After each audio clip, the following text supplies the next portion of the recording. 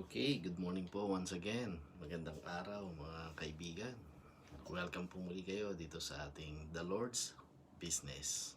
So, meron po tayong magandang pag-uusapan ngayong araw na ito ng linggo.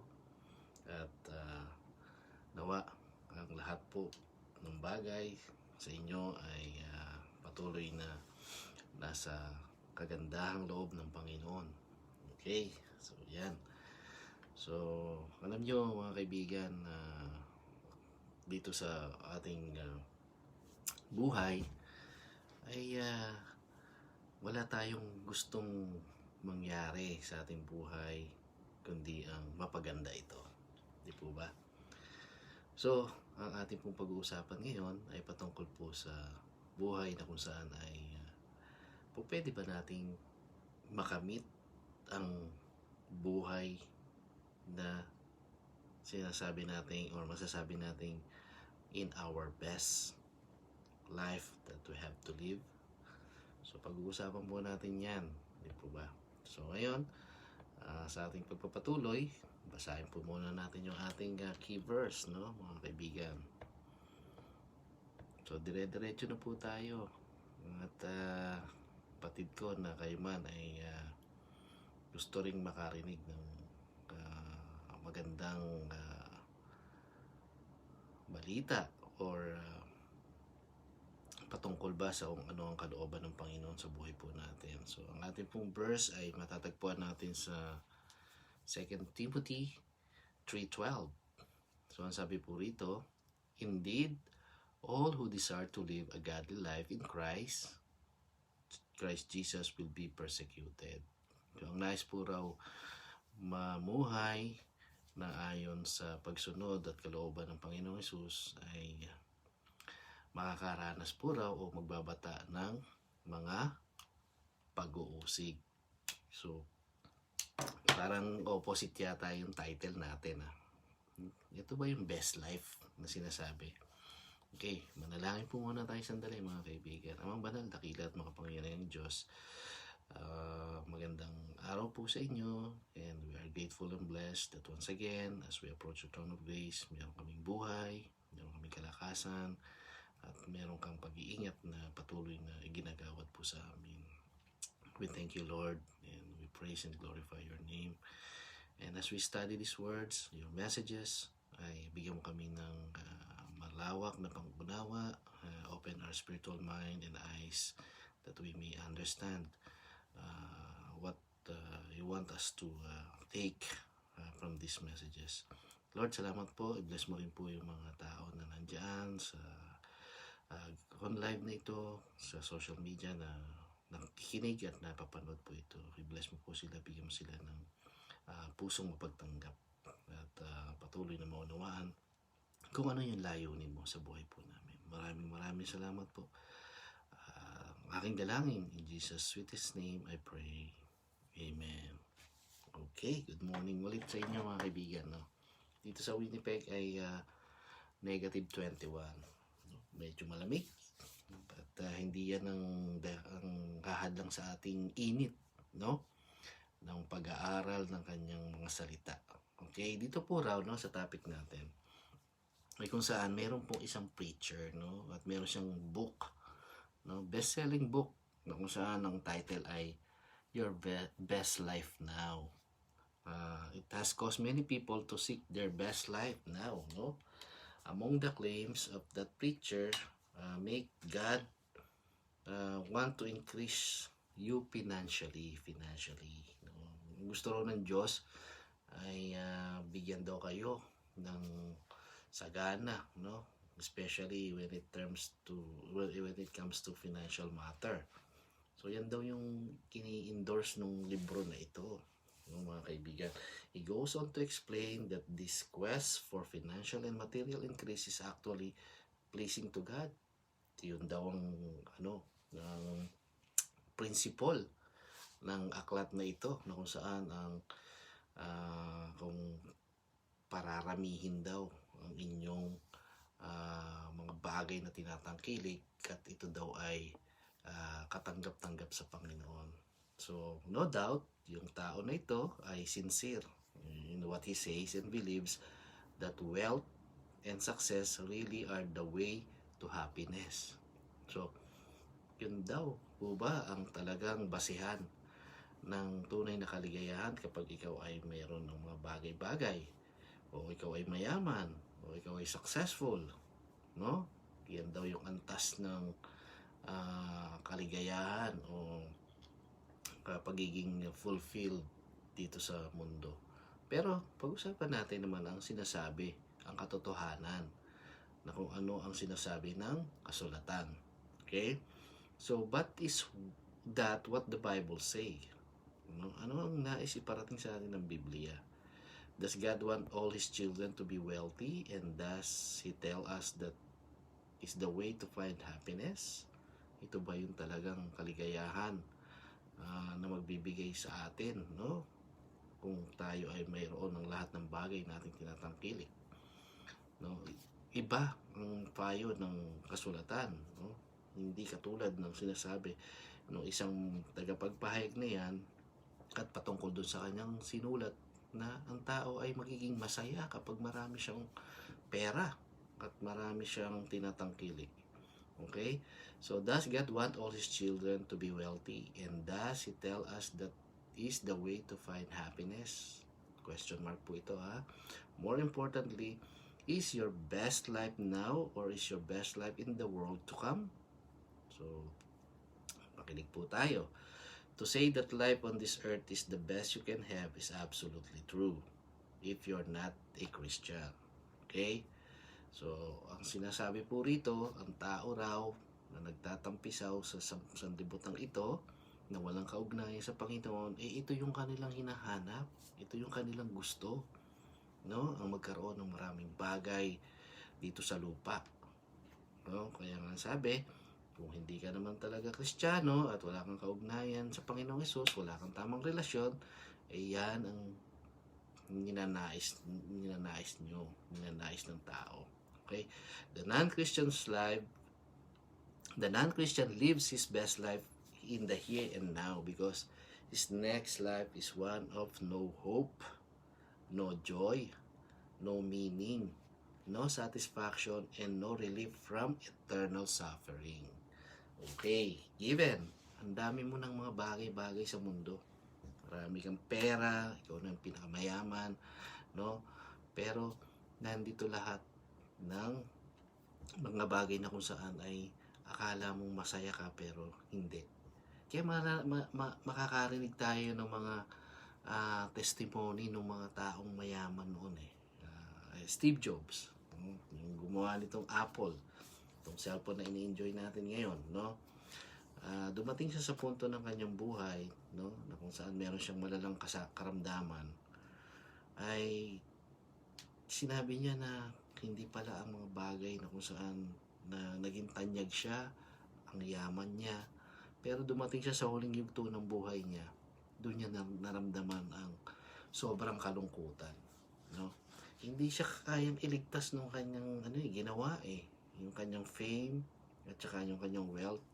It's meaningless. Kaya nga sabi dito, okay, those people, no, na kung saan live their best life here and now, ay magkakaroon din ng, kumbaga, darating sa punto na mararamdaman nila yung walang pag-asa, walang kagalakan, walang kabuluhan, no? Walang kakontentuhan and no relief from eternal suffering. Those who have rejected Jesus Christ will spend an eternity, no? Pwede rin naman palang magkaroon ng eternal ang tao Meron siyang eternal destination. Yun nga lang, iba, it is in the outer darkness where there is weeping and gnashing of teeth. Kaya lang iba, hindi yung eternal life na pupuntahan niya, kundi sa kabila. Meron ding eternal destination, no? Yun nga lang, nakakalungkot. Kung minsan, dahil nag-enjoy ka dito sa sanlibutan, ang dami mong bagay na tinangkilik, pero hindi mo kinilala ang Panginoon Jesus, wala kang pakialam sa Kanya kasi wala kang kailangang Diyos Dahil ang nais mo ay nandiyan lahat, no? Hindi ka nagsasuffer, 'di ba? Kagaya ng mayaman at si Lazaro, no? Yung mahirap. So, lagi nating ini-illustrate itong bagay na ito na kung saan, ito kasi yung katotohanan mga kaibigan, na meron tayong buhay na paparating. Itong buhay na nandito sa ating kasalukuyang panahon, hindi ito ang tunay na buhay. Meron tayong hope na kung saan sa pagdating ng panahon ng tao lahat, death is sure, ito ay certain, mamamatay at mamamatay tayong lahat. Kung hindi man tayo abutan ng rapture, ang pagbabalik ng Panginoon, kukunin niya yung mga tao na nagtiwala at inialay ang buhay sa Kanya, ay mamamatay tayong lahat. Ngayon, ang nakakatakot dito mga kaibigan, in-enjoy mo ang sanlibutan, in-enjoy mo ang mundo, nanagana ka sa iyong mga negosyo, pero wala ka namang pakialam kung mayroon ka bang Kristo sa buhay mo, sa puso mo. Wala kang pakialam sa Diyos. Wala kang kinikilalang Jesucristo. Kaya pagdating ng araw, dyan po magkakaalaman. So ito, ang sinasabi, na kung saan, yung mga tao na yon, those who have rejected Jesus Christ will spend an eternity in outer darkness, where there is weeping and gnashing of teeth. Okay, pakikita natin sa Matthew 8:12, ang sabi po dito. While the sons of the kingdom will be thrown into the outer darkness, in that place where there will be weeping and gnashing of teeth. Okay, meron. Luke 13:28. In that place, there will be weeping and gnashing of teeth when you see Abraham and Isaac and Jacob and all the prophets in the kingdom of God, but you yourself cast out. Pero mo So, nandun sina Abraham, sina Isaac, sina Jacob, maging sina Moses, Lahat ng mga lingkod ng Panginoon ay nag-i-enjoy doon sa kingdom of God, doon sa kanyang kaharian sa langit. But those people who rejected Jesus Christ and ignore Him, dahil nga, ang gusto ay, ngayon nakikita natin, segue tayo konti. Talamak ngayon sa social media ang mga ino-offer na kung saan ay yayaman ka, magkakaroon ka ng magandang sasakyan, you can travel all over the world, ang ino-offer ng sanlibutan. Alam niyo po ba kung sino may-ari niyan? Si Satanas, Kasi ang tao, they love pleasure. They love kumbaga yung living the life na kung saan ay they can enjoy, wala namang ayaw niyan pero kung meron palang bagay na kung saan ay natatago at hindi natin nare-research at nasasaliksik, maaaring we are all in danger kasi yung pala nasa na tayo ni Satanas, nasa kanya na tayong mga patibong, dahil ang gusto ni Satanas, ilayo tayo sa Diyos, ilayo tayo sa Panginoon, di ba? Mismo ang Panginoong Jesus ay kanyang tinempt, doon sa wilderness, sa Matthew 4, ng book ng Matthew sa chapter 4, makikita nyo dyan. At nung kinakausap ni Satanas ang Panginoong Jesus ay ino-offer niya ang sanlibutan. Ang sabi niya, natatanong mo bang lahat yan? Ibibigay ko sa iyong lahat yan. Sumamba ka lang sa akin. So teka, take note, baka mga kaibigan, enjoy na enjoy tayo sa mga tinatangkilik natin at halos parang atin na ang sanlibutan ito, lulong na tayo. Mag-ingat po tayo. At baka ang Diyos natin at sinasamba na natin ay si Satanas, dahil sa mga bagay na binibigay niya sa atin. Ingat-ingat po tayo dahil may babala po ang Panginoon na kung saan, ito nga, lahat ng walang kaugnayan at hindi kumilala sa Panginoon ay mapupunta doon sa lugar na kung saan ay, ulitin natin, in that place there will be weeping, di ba? Panaghoy, mga kumbaga parang dahil sa sobrang sakit ng nararamdaman ng kaluluwa doon ay talagang dahil sa sakit tinitiis na nila. So yan po mga kaibigan. Hindi po natin kayo tinatakot, bagkus sinishare ko po sa inyo ang katotohanan na may mga bagay na ganito na ating masasaksihan pagdating ng panahon. Okay? So in that place, it was described to be a miserable existence of those who are thrust into it at the moment of their death. So seeking to enjoy life while they can makes perfect sense for them because they really are living their best life now. But the thing is, the next life will be truly dreadful, no? Nakakatakot. Okay? For the Christian, however, life here, dito raw, no matter how good it is nothing compared to the life that awaits us in heaven. Okay, ha? Tingnan nyo, ha? Wag nating kainggitan.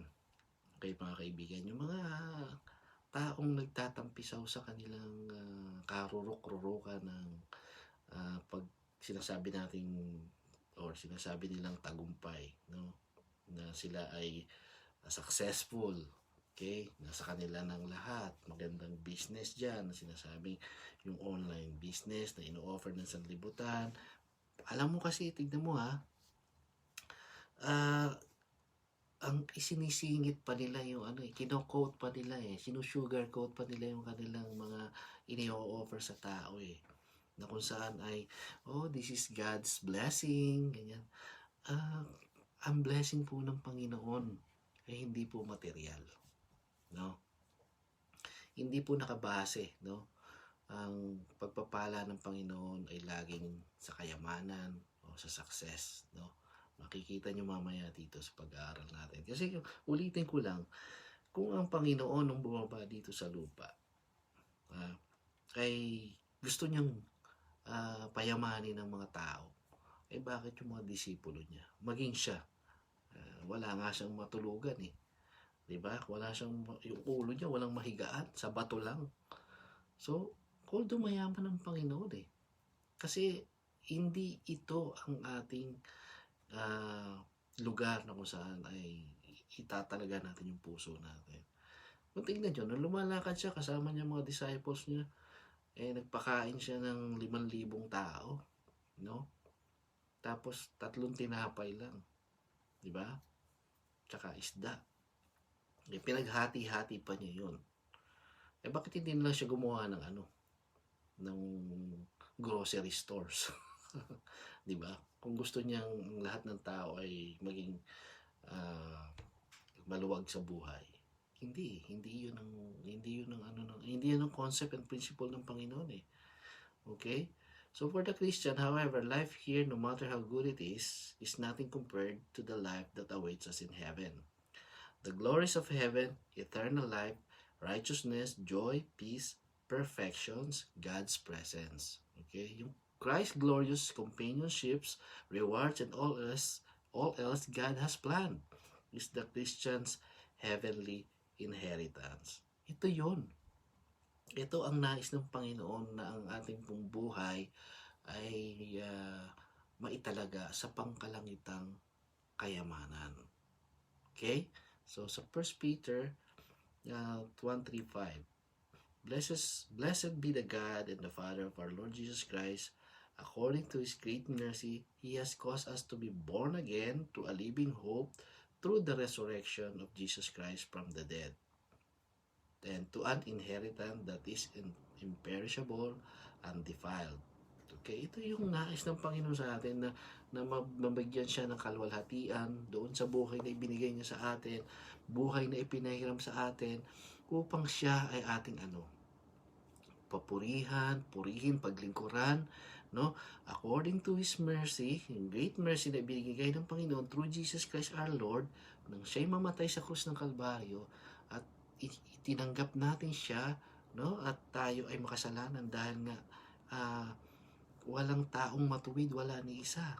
Ngayon, dahil sa galit ng Diyos, nais na niyang tupukin tayo, but then nandun pa rin yung mercy and compassion niya. Kaya binigay ang Panginoong Jesus na mapako sa krus para sa ikapagpapatawad ng ating mga kasalanan.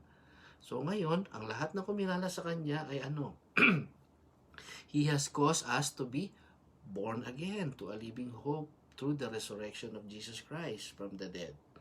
So nung ating sinampalatayanan, na ang pagkamatay ng Panginoong Hesus, naniwala tayo na sa ikatlong araw siya'y binuhay, ngayon, tayong mga makasalanan ay pinatawad.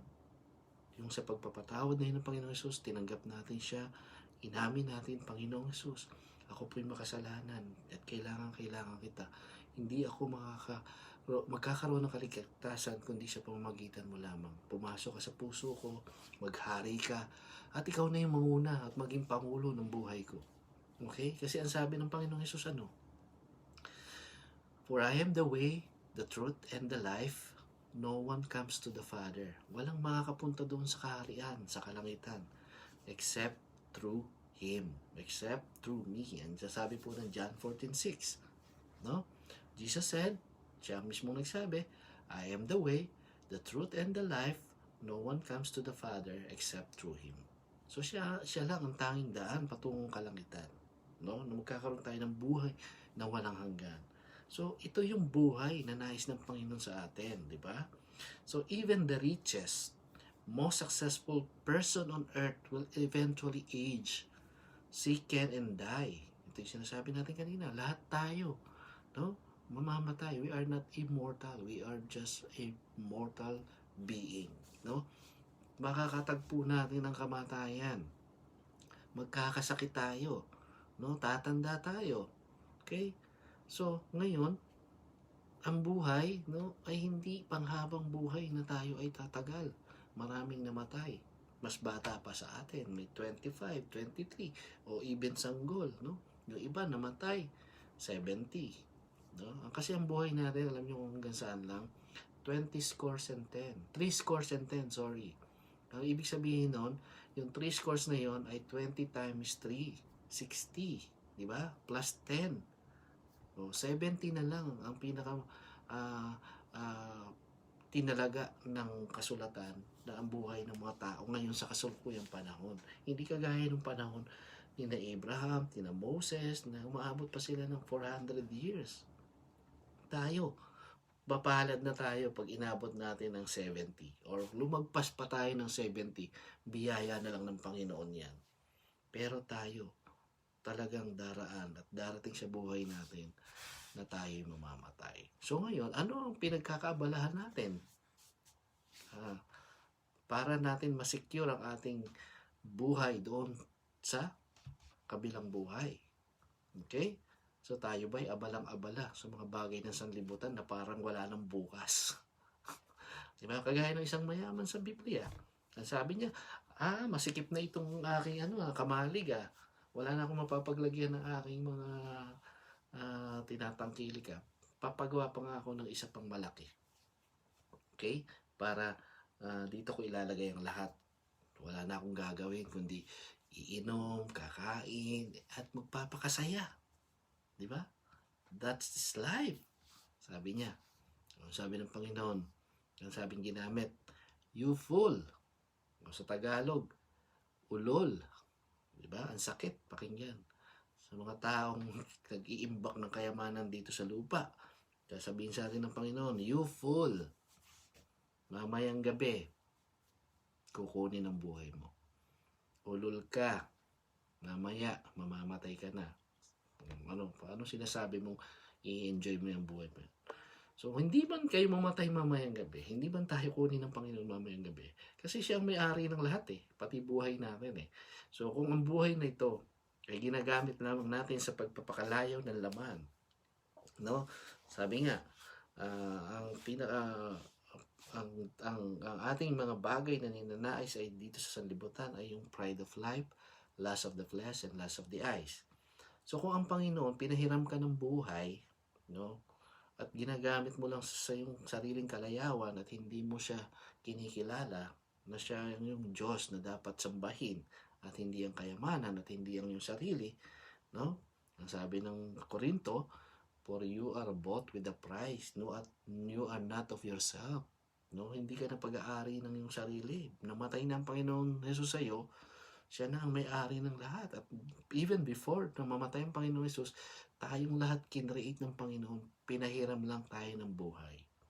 Anytime po pwede niyang kunin sa atin ito at bawiin, no? So ano ang buhay na nais na ipamuhay natin? no, ng Panginoon dito habang nandito tayo sa magulong sanlibutan ito. Okay? So ang sabi, ito, even the richest, most successful person on earth would eventually age, sicken, and die, and his wealth cannot prevent it. No? Hindi kayang iligtas ang kanyang buhay ng kanyang kayamanan. Nor can his wealth follow him into the next life. Hindi rin madadala. No? Sabi ni Job, hubad akong dumating dito sa mundong ito, hubad din akong babalik. Ang Diyos ang nagbigay, ang Diyos din ang may karapatang bumawi. Diba? Si Job, nakaranas po yan ng maraming paghihirap sa buhay, ngunit kailanman ay hindi niya tinuligsa ang Diyos. Bagkus, nagpasalamat pa siya. Ang sabi nga niya, bakit? Mabuti lamang ba ang tatanggapin, excuse me, ang tatanggapin natin sa Panginoon at hindi yung mga bagay na paghihirap? So, hindi siya nagkasala. Diba? Kaya nga po, mga kaibigan, ang sabi rito, so why would you be encouraged to live your best life now? Do not store up for yourselves treasure on earth, where moth and rust destroy, and where thieves break in and steal. But store up for yourself treasures in heaven, where moth and rust do not destroy, and where thieves do not break in and steal. Okay? For where your treasure is, there your heart will be also. Matthew 6:19-21. So, inuutusan tayo ng Panginoon, no? Na huwag tayo mag-impok ng kayamanan dito sa lupa. Hindi natin maintindihan, no? Sa isang mababaw na pagkakaunawa ng tao, bakit? Ayaw ba ng Panginoon na yumaman ng tao? Ba't ayaw ba niyang ng tao ay umasenso? O parang gano'n di ba? Malupit ba ang Panginoon? Kung titignan natin, bakit ayaw ba niya tayong maging maayos ang buhay dito? Kasi hindi naman yun ang gusto niyang buhay na gagawin natin di ba? Kumbaga, tayong mga tao, nilagay ng Diyos dito sa mundong ito, no?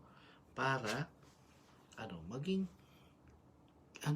tagapaglingkod niya, maging mananamba niya. No, ang nangyari nga, dahil nga andyan si Satanas, inisnatch niya ang mga tao. Ini-snatch niya magpahanggang ngayon. Di ba? Ang sabi ng Peter, 2 Peter 5:7, if I'm not mistaken, be sober and be vigilant, because your adversary is like a roaring lion, seeking him who may devour. Ito yung si Satanas. No? Nagmamatsyag siya, nag-aabang na parang leon. Diba? Kung makikita nyo ang karakteristik ng leon, nakaabang yan, nakatago. Steadfast lang siya. Pagkatapos, pag may dumang tupa, sasakmalin na niya yan. Diba? O anumang bagay na pwede niyang dakmain. Ganyan si Satanas. Ginaabangan niya ang tao kung saan ang kahinaan. Itong ganito. Gusto nito ng ng business na magpapayaman sa kanya. Sige, i-offer ko sa kanya ito, no, para akong sasambay niya. Payayamanin ko to. Bibigyan ko to ng marami opportunity, no, hanggang sa makalimutan niya ang Panginoon. So, ganyan si Satanas. Dahil siya may-ari ng sanlibutan, makikita natin ang mundo, nandiyan ang layaw ng lahat ng bagay, no? Pride of life, lust of the eyes, lust of the flesh. Sama-sama na ang ino-offer ni Satanas sa atin. Ngayon, kung hindi tayo vigilant at hindi tayo sober, no?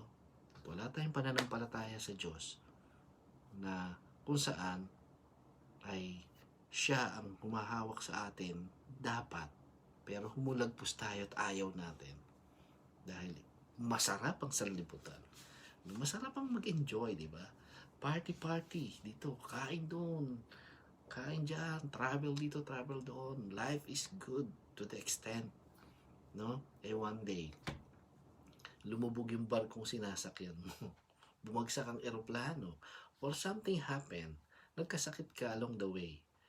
Ang sabi kanina, even your wealth cannot cannot prevent you from those things. Even the most richest and successful person on earth will be eventually age, sicken, and die. Sino itong mga to? Henry C. Diba? Anong nangyari? Namatay din, diba? Sa dami ng pera niya. Ngayon, kaluluwa niya lang ang dala niya. Ngayon, kung sa kanyang pagyaman, ay kinilala niya ang Panginoon at ginawa niyang lahat para sa ikalalawak ng salita ng Diyos at mapalawig ang mga misyon ng Panginoon dito sa lupa dahil sa iyong yaman, then that's good. Diba? Ginamit mo ang iyong tinatangkilik para sa lalawak at ikalalawig ng kanyang salita. No? So, kung yan ang inyong pananaw, maaring isa kayo sa mga bibigyan ng Panginoon ng pagkakataon na makasama niya. Kung sa iyong pagyaman at ang iyong misyon ay to glorify the Lord, no, and to expand the kingdom of God and share the gospel of Christ, tapos tinanggap mo siya sa iyong puso, kamanggagawa ka ng Panginoon. You are in His business. Kaya po itong title ng ating episode lagi ay The Lord's Business, but yung topic natin ngayon ay yung can we live our best life today? Okay?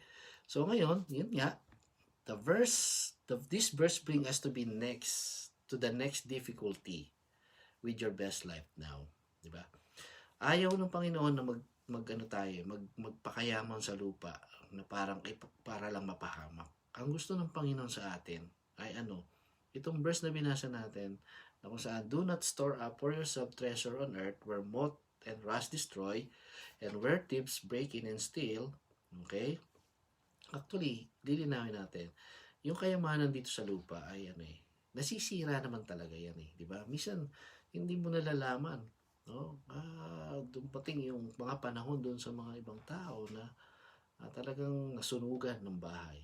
Kasi, iyan yung mga kaparaanan na kung saan masisira at tuturuan tayo kung paano magtitiwala sa Diyos. Nanakawan ka, di ba? Nasa delikado ang buhay mo dahil sa dami mo ng kayamanan mo. Hindi ka payapang maglakad. Baka hindi ka pa nga makatulog dahil lagi mo iniisip kung paano yung pera mo o yung idadagdag mo dun sa pera mo o yung mga bagay na meron ka. Di ba? So, sinasabihan tayo ngayon ng Panginoon, ang inyong ipunin ay inyong kayamanan sa langit, na kung saan ay walang makakapunta doon, walang makakapagnakaw at walang makakasira. Ibig sabihin, ito yung pinapagawa ng Panginoon sa atin. Maglingkod tayo sa Panginoon, gawin natin yung kalooban niya. Ito yung yaman na kung saan nais ng Panginoon gawin natin. Yung mission niya ay pagpatuloy natin. No? This verse brings us to the next difficulty with your best life now. Mahirap. No? Mahirap ang mag-ipon ng kayamanan sa langit kasi iba ang philosophy nito sa mundo. Okay? Our hearts resides wherever our treasure resides. What we value in life permits our hearts, our minds, and our very existence. And it inevitably comes out in our speech and action. Di ba? Kung ano raw yung pinahalagahan nating bagay, ito yung lagi nating nasasambit, binabanggit, sinishare. Di ba? Kung meron kang networking business na nagbibigay sa iyo ng maraming pera, no? Iniinganyo mo yung mga tao. Di ba? Ito, ganito. Kinikwento mo ang lahat ng sayo, ng lahat ng bagay na patungkol dito. Okay? If you ever met someone whose life is bound up in pursuing wealth and pleasure, it is obvious immediately because it's all he talks about. Diba? Yan. Ganyan yan Kung ano yung nasa puso mo, yan ang lagi mong ikinukwento. Kung ang nasa puso mo ay ang Panginoong Hesus, so siyempre, ang Panginoong Hesus lagi ang bida para sa iyo. No? Ayaw man nila, pero yan ang pamumuhay mo, yan ang gusto mo, na kung saan ay may pahayag ang katotohanan sa mga tao, di ba? Na mayroon palang plano ang Panginoon sa iyo, kapatid, no? Meron siyang magandang layunin na ikaw ay huwag mapahamak. No? Nais niya na ikaw ay makasama niya doon sa kanyang kaharian pagdating ng araw dahil ang mundong ito ay matatapos. No? Ang sabi nga, doon sa Peter, no? Sa Peter 3, 2 Peter 3, na ang lahat ng planeta ay malulusaw at ang mundong ito ay magiging bare. No? Wala, lahat matitira. So ngayon, ang nais ng Panginoon, baka dumating ang araw ay kasama ka dong masunog, gusto ka na niyang iligtas. No? Kung anong nasa puso natin, yun ang lagi natin kinukwento. Kung may mga iba, dahil na-enjoy ang Korean telenovela. So, lahat ng makausap niya, kinukwento yung mga karakter doon at kung ano na yung naganap doon. Diba? Ganyan yung tao Diba? Kung ang salita ng Panginoon, ang laging nasa puso mo, namumutawi sa bibig mo, wala kang ibang babanggitin kundi ang kabutihan at kagandahang loob ng Panginoon at ang kanyang mga plano. Ngayon, kung ikaw ay nasa negosyo, pagpapayaman, no? Yan din ang ginagawa mo. Ganyan. So, kaya nga sabi, for where your treasure is, there your heart be also. Kung ano yung ini-enjoy mo, yan din yung nasa puso mo. Okay? So, his heart is filled with the things of this life, and out of the abundance of his heart, his mouth speaks. Diba? Kung ano yung nasa kaloob-looban ng kanyang puso, yun din ang lagi niyang nasasambit. In Luke 6:45, he has no time for the things of the Lord. Wala siyang panahon sa Diyos. His word, his people, his work, and the eternal life he offers because he's so busy pursuing his best life now. Baka kaibigan, isa ka sa mga ganyan, no? Na wala ka ng time para sa Panginoon, wala kang time para sa kanyang mga salita, sa kanyang mga tao, sa kanyang mga manggagawa, no? Wala kang panahon bilang tao na kung saan ay ang nais mo lang kay ang pagpapakalayaw ng mundo. Okay? But the Bible tells us that the kingdom of heaven, not worldly wealth, is like a treasure hidden in a field, so valuable that we should sell everything we have to attain it. In Matthew 13:44, sabi po rito, ang kaharian daw ng Diyos, no, na kung saan ay wala dito sa mundong ito, is like a treasure hidden in the field, no? Natagpuan daw ito ng isang magsasaka or ng isang farmer na nakakita doon. Illustration po ito na may nakita siya doon sa lupa na yon na mayroong nakabaong kayamanan. So, marami siyang lupain, malalaki, no?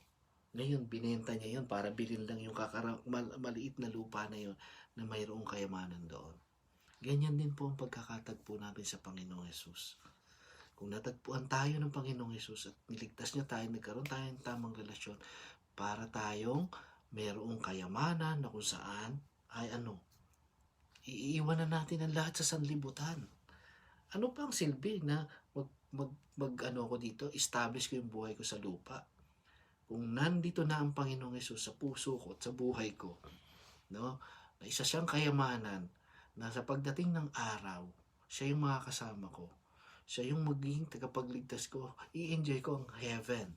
So what is the use of spending time and effort for the things of the world? No, not anymore. Diba? I would rather live simply because I have Jesus Christ in me.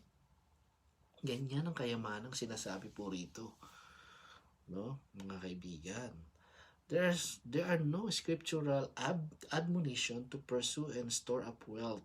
In fact, we are encouraged to do just the opposite, diba?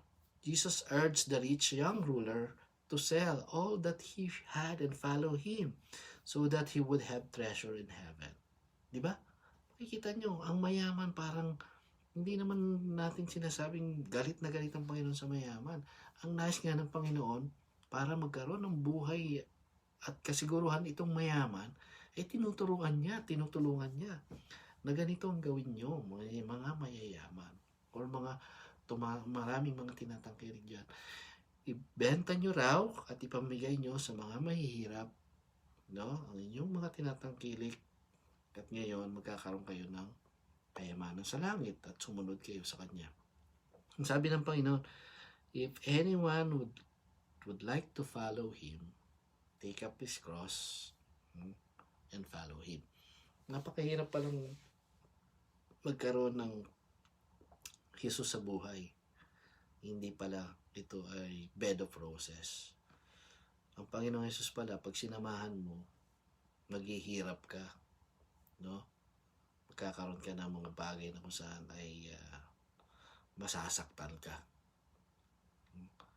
Ganyan ang pagsunod sa Panginoong Jesus. Sino kaya ang gusto ng ganyan? No? Maraming ayaw kasi nga mahirap. Kaya nga sabi ng Panginoon, makipot lamang ang pinto patungo sa kanyang kaharian. Malawak ang pinto para sa kapahamakan, na kung saan nandyan ang lahat ng tao na nagtatampisaw. Okay? So ngayon, ang sabi dito, Jesus urged the rich young ruler to sell all that he had and follow him so that he would have treasure in heaven. But the young man went away sad because his wealth was his heart's true treasure. Kasi yun ang nasa puso ng tao eh. So kaya hindi niya kayang sundin ng Panginoong Jesus dahil mahirap nga ang pagsunod sa Panginoon. No doubt, the young man experienced his best life on earth. Okay, enjoy niya. Marami siyang tinatangkilik, kagaya ng iba na nandyan po sa kasalukuyang panahon natin. They enjoy life. They enjoy it to the extent, no? Na kung saan ito talaga ang kalakaran ng mundo ngayon sa present time natin, no? Makikita niyo naman people exchange their experiences about gaining wealth, money, at kung ano-ano pang mga ino-offer at mga advertisement na kung saan ay sinasabing you can live your best life now, no? You may have to enjoy the new change of life and you will have a better life. Yan ang offer, yan ang kanilang mga slogan. But then, hindi naman yan ang sinasabi ng Panginoon. Ang lahat ng sinasabi ng tao sa sanlibutan ay opposite ng sinasabi ng Panginoon. Okay? So, no doubt, the young man experienced his best life on earth kasi nga mayaman siya, nasa kanya ng lahat. But only to lose the hope of real life in the future. Yun lang. Diba? Yun lang. For what will it profit a man if he gains the whole world and loses his own soul? So, sa Mark 8:36. Diba? May babala ang Panginoon eh. No? Na kung saan ang tao ay pagkaroon man lahat ng bagay, darating nga sa punto na sinasabi natin na kung saan ay magkakasakit, no? Tatanda, at pagkatapos mamamatay. Diba? So, sinabi rin ng Panginoon na kung saan ay man's life is not consists of what he possess. Hindi yun ang buhay eh. 'Di ba? But doesn't God want us to live in comfort and financial security? Ito yung tanong natin kanina eh. Ayaw ba ng Panginoon na magkaroon tayo ng magaan na buhay at magkaroon tayo ng security in terms of financial? Okay. We have only to look at the Lord Jesus and the apostles to know that the best life now philosophy is devoid of truth. So, opposite ito.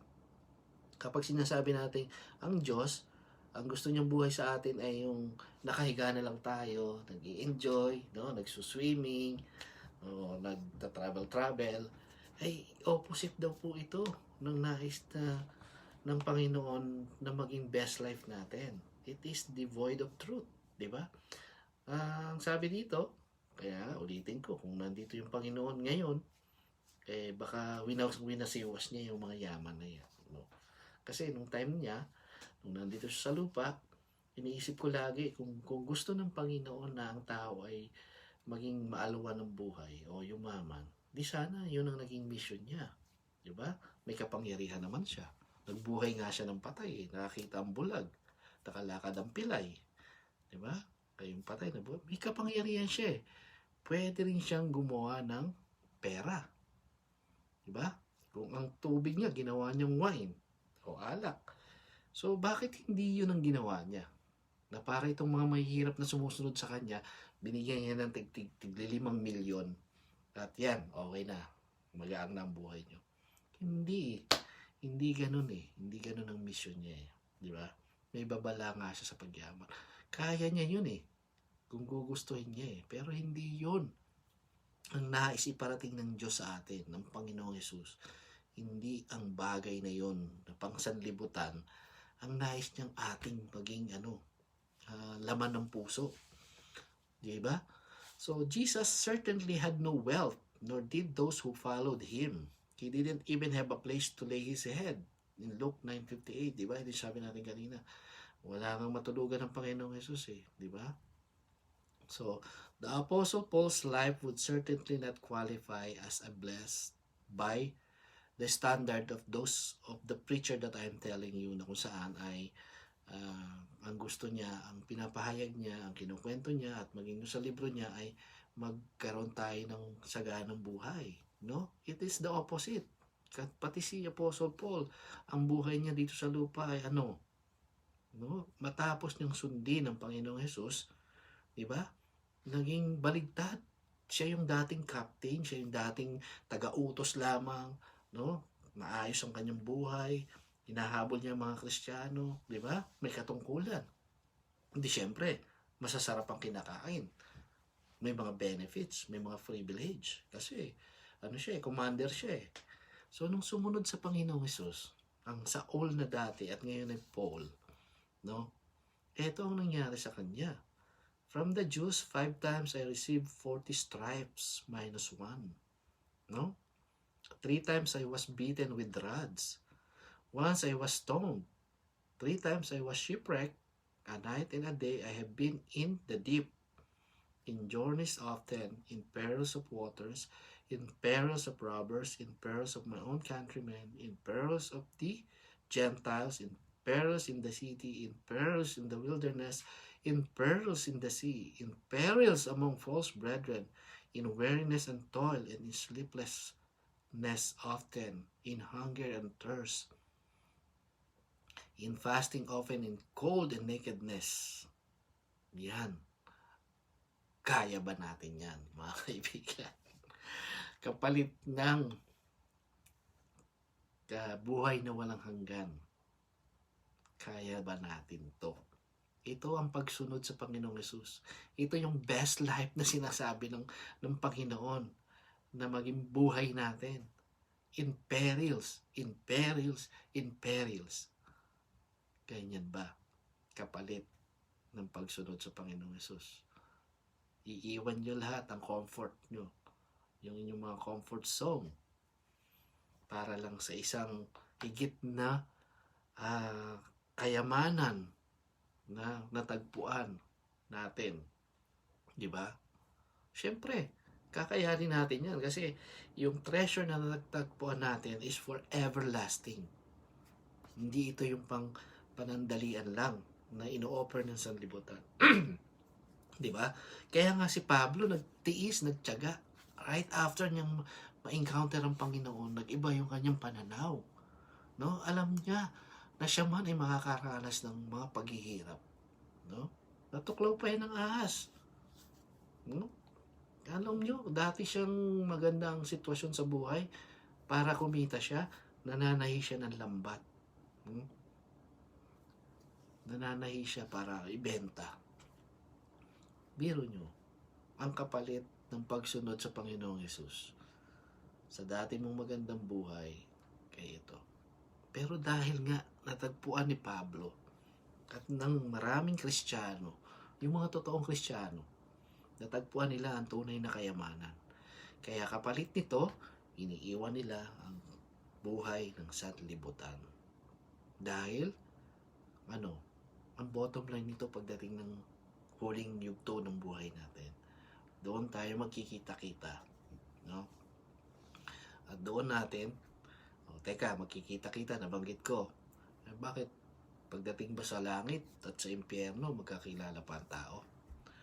Oo naman, bakit hindi? Diba? Si Lazaro at yung mayaman, nag-uusap sila, pati si Abraham nga eh. Ang sabi ng mayaman, amang Abraham, edi kilala niya si Abraham. So ngayon, kahit tayo ay mamatay na dito sa lupa, magkakakilala tayo. Mare-recognize natin ang isa't isa. Diba? So, si Moses at si Elijah nung nagpakita doon sa alagad ng Panginoon, di ba? Nagliliwanag na ano sila, na ilaw, pero na-recognize nila si Moses at si Elijah yun So ganyan, magkikita-kita tayo mga kaibigan. Ngayon, ang tanong lang kung nasaan tayong lugar, di ba? Kung ang pinahalagahan natin ay ang sanlibutan ito na nag-o-offer ng kasaganaan, ng lahat ng bagay sa mundo na ini-enjoy mo, di ba? Pero inilalayo ka sa Panginoon. No? Habang inilalayo ka sa Panginoon, nilalapit ka sa kapahamakan.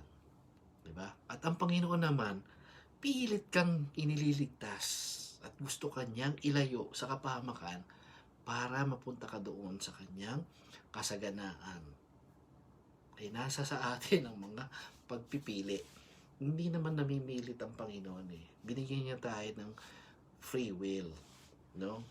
Meron tayong mga pag-iisip na kung ano ang ating dapat pipiliin. Di po ba?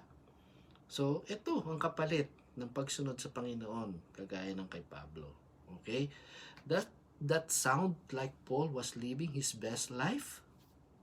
Best life bang masasabi ito? Na kung saan ay sangkatutak at napaghihirap ang naranasan. Sumunod lang sa Panginoon. No, of course not. This is not his best life. He was waiting for his best life in the future. His blessed hope, an inheritance incorruptible and undefiled, and that does not fade away, reserved in heaven for him and all who are in Christ. That is our best life.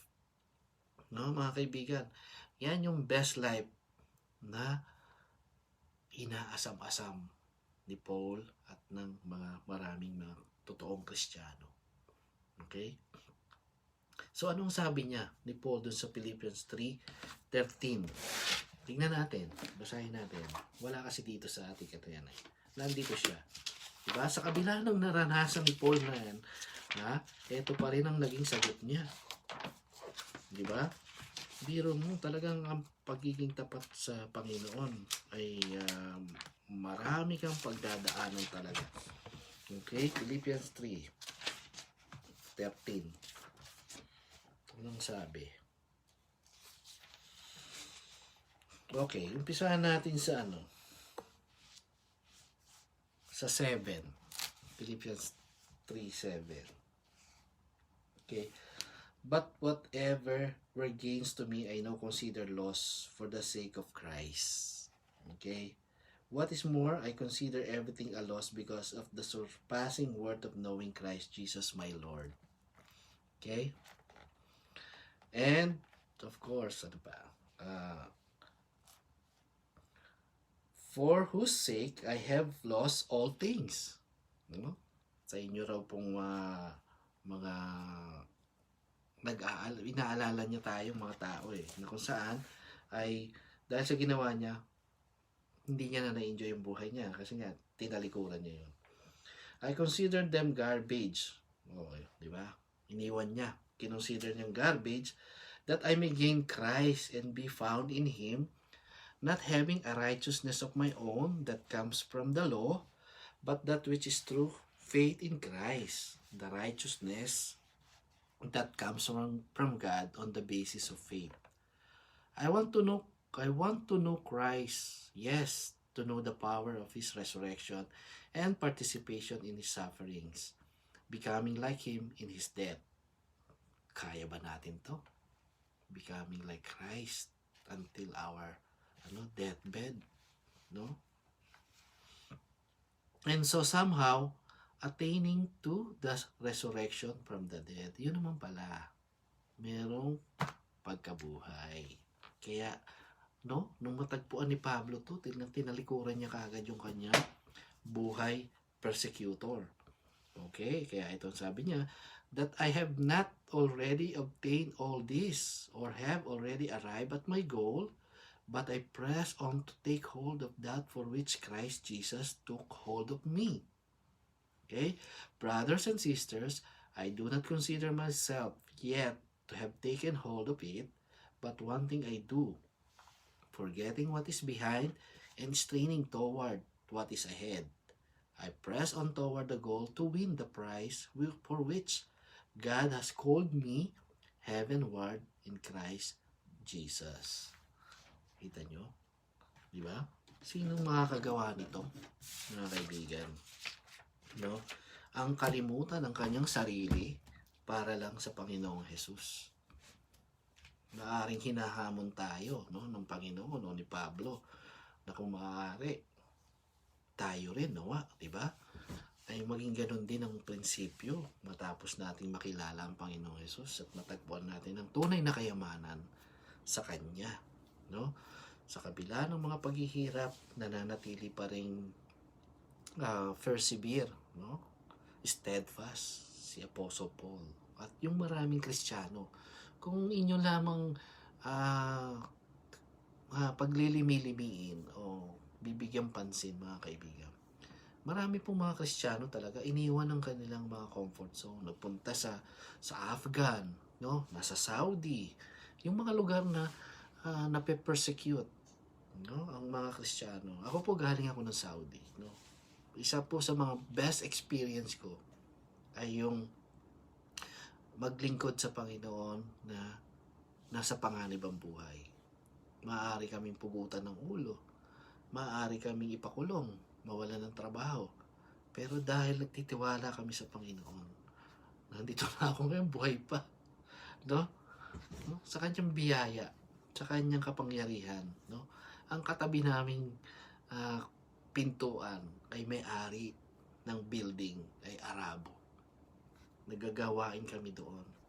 Pero sa kapangyarihan ng Diyos, no? It's really amazing na kahit minsan hindi kami kinatok at hinuli ng pulis dahil ginagawa namin ang gawain ng Panginoon. This is how God really amazing, na kung saan ay kaya kanyang ingatan, na parang yung tatlong nung time ni Daniel, di ba, si Abednego,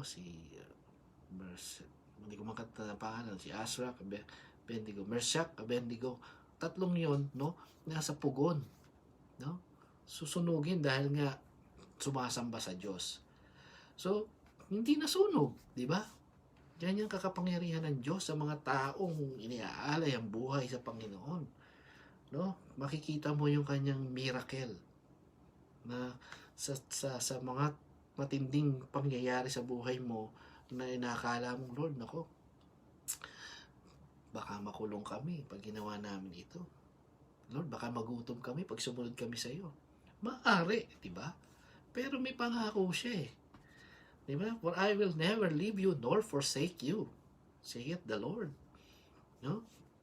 At ang sabi niya sa Mateo 28, 18, 19, 20. No?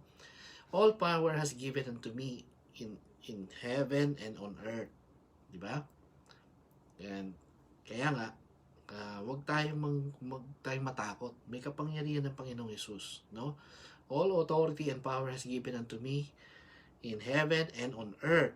Therefore, preach the gospel to all the nation, baptizing them in the name of the Father and of the Son and of the Holy Spirit. And behold, and lo, for I am with you, even unto the end of the age. Pangako ng Panginoon yan. Sasamahan niya tayo kahit sa huling sandali, no? Matapos man ang mundo, kasama tayo ng Panginoon at sasamahan tayo. Hindi niya tayo iiwan. So, anong kinatatakot natin sa pagsunod sa Kanya? Diba? So, yan. Hamon ito, mga kaibigan, na kung ano ang pipiliin natin. Yung best life sa mundo o yung best life na ino-offer ng Panginoon sa atin. No? Na kung saan, kagaya ni Paul, no, iniwan niya ang lahat ng bagay, no, bilang may katungkulan.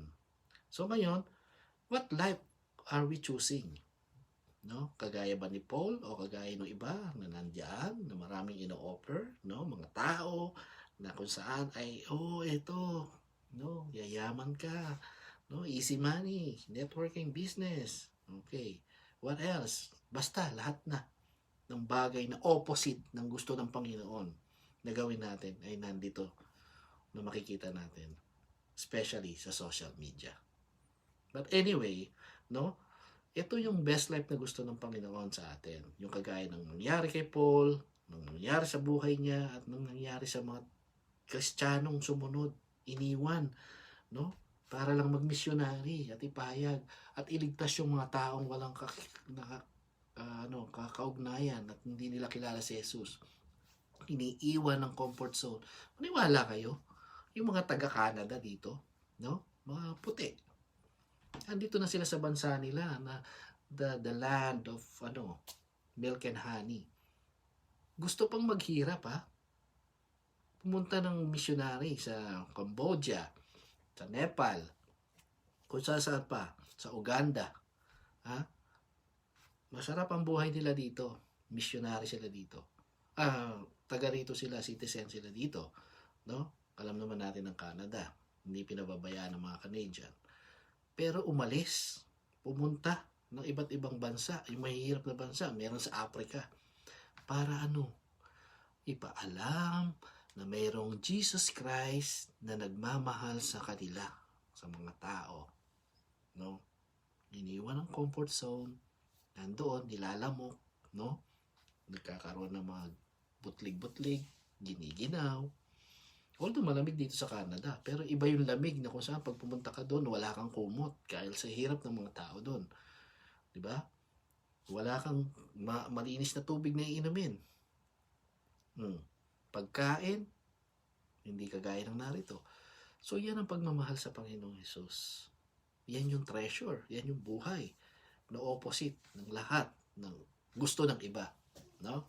So that is our best life, not this, no? It's only a before that appears for a little time and then vanishes away. Pag pinapahalagahan mo ang buhay na ito na para sa sanlibutan, ang sabi ng James, no? Ang buhay daw natin ay para lang aso o usok o hamog na sandali lang yan. Akala natin ang tao kasi plano ng plano, ganito gagawin namin sa susunod na taon. Ito, ang daming gustong gawin pero hindi nalalaman, no? Kagaya nung sinabi natin kanina, yung mayaman, no? Maliit na raw yung kanyang kamalig, yung lagayan niya, yung storehouse niya ng kanyang mga kayamanan, kaya magpapagawa pa siya ng isa. So ngayon, para daw ang buhay niya, simple-simple na lang, relax, kakain, iinom, tapos mag-enjoy, no? Eat, drink, and be merry. Ngayon, ang sabi ng Panginoon nga, you fool. Mamayang gabi, mamamatay ka. So, di ba? Kaya nga, binibigyan tayo ng karunungan ng Panginoon, mga kaibigan. Ito yung kayamanang higit sa lahat. How can we expect a world infected by sin to provide your best life now? Tama, di ba? Anong ini-expect natin sa isang mundo na kung saan ay punong-puno ng mga pride of life, lust of the eyes, lust of the flesh. Yung lahat ng narito ay puro nakasanlibot ang gawain, no? Pero narito ang mga Kristiyano, no?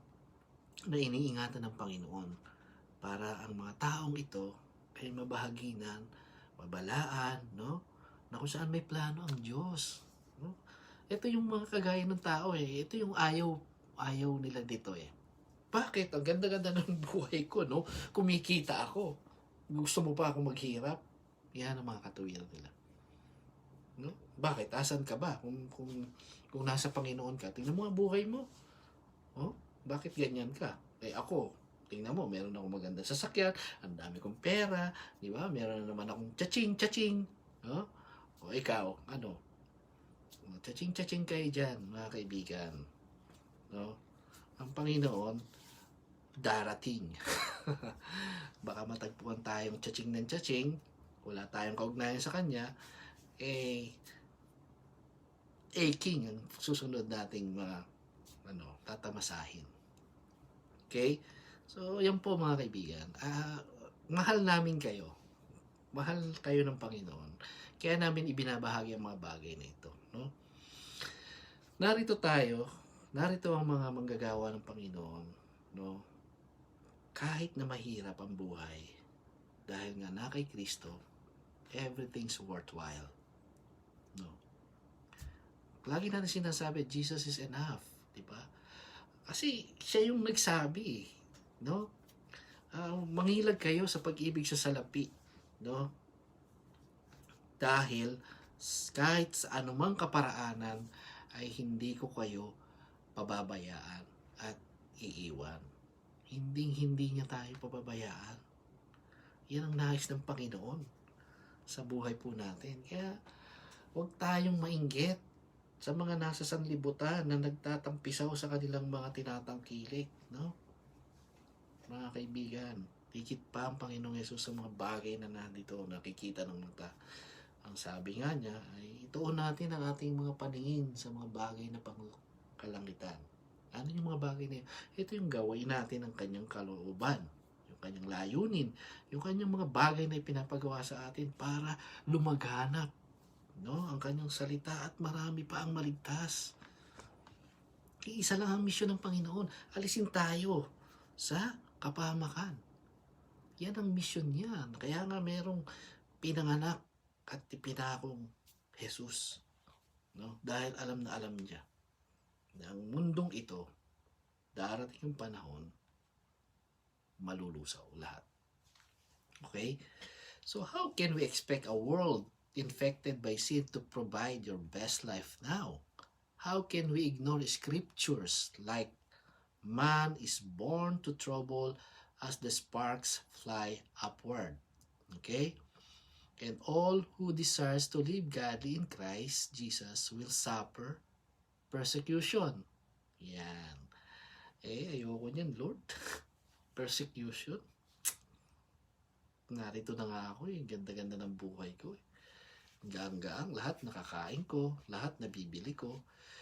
Susunod pa ako sa iyo. Tapos, maghihirap lang ako. Yan, di ba? Pag persecution, suffering, makikita ko, walang nanonood. walang nagbibigay ng attention, walang walang tantalizing eyes. Pero pagka yung mga picture at yung mga ino-offer diyan ay pera, magarang sasakyan, opportunity, no? Kita mo ang daming tao. Pila-pila sila. Kaya nga totoo yung picture na yung nakita ko dito sa Facebook. May dalawang table, di ba? Yung isa, way to heaven, pero suffering. Itong isa, way to prosperity, no? Pero distraction. Pinili pa rin kasi prosperity. Dito, maglilingkod ka, maghihirap ka. So, ayaw ng tao. Totoo ang salita ng Panginoon. Kakaunti lang nakakatagpo sa pintuang makipot, no? Na patungo sa kaligtasan. At ang malawak na pintuan patungo sa kapahamakan, nandiyan yung layaw ng mundo and everything that the world's offer, ay, ang dami nila doon. So, saan tayo doon pipila, mga kaibigan? Saan nyo ninyo gustong pumasok? Kayo po ang pumili. Kayo nakakilala sa mga sarili ninyo. At kayo rin ang nakakaalam kung ano ang future natin. Okay?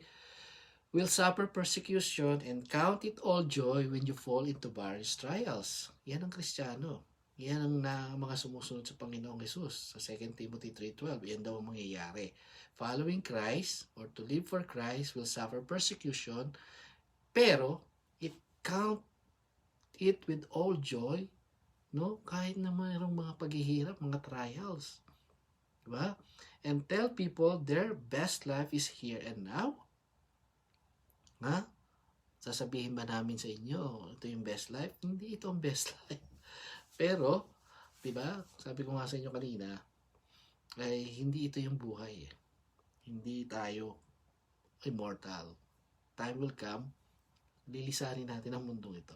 So how can we count as meaningless the suffering of the early Christians martyrs who were hanged, burned at the stake, beheaded, and boiled in oil for their faith and their faithfulness to Christ, gladly suffering for the Savior they adored? So, did they die this excruciating deaths because no one ever told them they could have experienced their best lives if only they pursued wealth and a healthy self-image as the preacher is preaching yung binanggit natin kanina na meron pa siyang libro ng na about prosperity. So, di ba? Iba ang nais ng Panginoon na pamumuhay natin. The Lord never promised health, wealth, or success in this life. We can expect the promises He makes for heaven to be fulfilled now. In the church, dare not promise people the impossible illusion of their best life now. Such a promise encourages people to decide for themselves what will constitute their best lives and then reject Jesus when He doesn't deliver. Okay? Your best life now philosophy is nothing more than the old power of positive thinking, life package to scratch the itching ears of current generation. No? If we know Jesus Christ as our Savior, our best lives await us in heaven where we will spend eternity in joy and bliss, enjoying a life that is better than the best we could have now. So ito yung mga kaibigan. No? Kaya nasa sa inyo kung paniniwalaan nyo yung mga nagsasabing ang mga katuruan ay puro pagpapala, puro enjoyment, puro comfort, no? Hindi po totoong pagtuturo 'yun. Walang katotohanan sa mga ganong pagtuturo. Dahil ang itinuturo ng Panginoon, those who will follow Him will suffer persecution and suffering. So yan ang katotohanan. So kayo po ang makakapamili kung sino ang nais ninyong paniwalaan, no? Kung ililid po kayo sa maling katuruan, nasa sa inyo po 'yan. Pero ang katotohanan ng itinuturo ng Panginoon, ang lahat ng susunod at pagmamahal sa Kanya ay iiwanan niya, i-deny niya maging ang kanya sarili, no?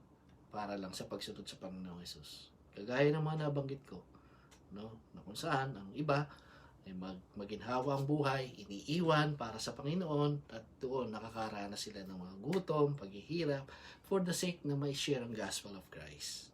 So yan po ang katotohanan at yan po ang best life na masasabi nating not for now but pagdating ng panahon na makakasama na natin ang Panginoong Hesus.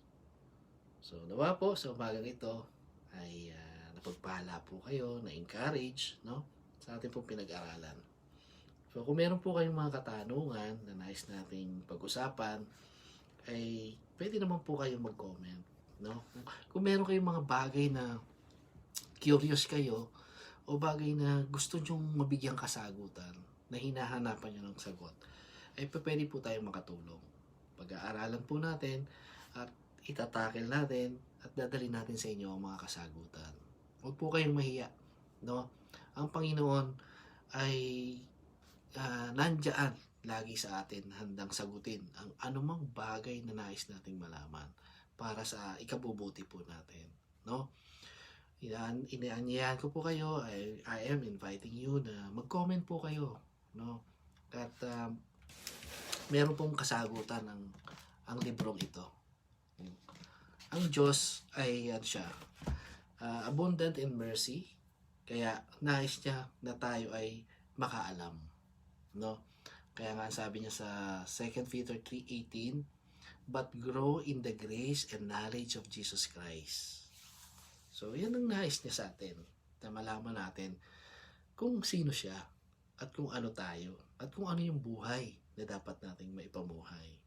So mag-isip po kayo, o kung meron kayong nasa isipan nyo na gusto niyo yung sagutin, no? Sabihin niyo lamang po diyan, ay pwede ko po bang malaman kung ano ang sinasabi ng Panginoon sa mga bagay na ito. O kung meron kayong sitwasyon na hinahanapan niyo na ng solusyon, matagal na at hindi niyo nakikita at sa Panginoon niyo lamang matatagpuan. Meron po tayong panahon para diyan. Bibigyan ko po ng panahon ng pag-aaralan ko at pagkatapos ibibigay ko po sa inyo ang kasagutan. Okay? So, iyan po ay sa kalooban ng Panginoon at kung ano yung nais niyang iparating sa inyo. Maraming salamat po sa lahat ng nakasama ko ngayon. Patuloy po kayong pagpalain ng Panginoon. Tayo po'y manalangin. Amang banal, dakilang Diyos, aming Panginoon. Maraming salamat pong muli ngayon, Panginoon, sa isa na naman pong topic na amin pong napag-aralan at na i-deliver mo po sa amin kung ano yung kalooban for best life na gusto na mong ipamuhay po namin. Salamat po, Panginoon, sa katotohanan na kung saan ay bagamat mahirap ang pagsunod sa iyo, pero Panginoon, meron kang pangako, no?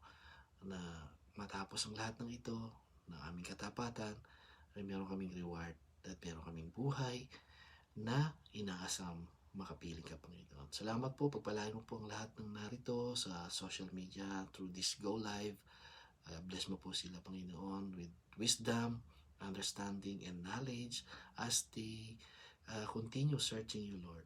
And may your name be praised as always until the end of time. Maraming salamat po.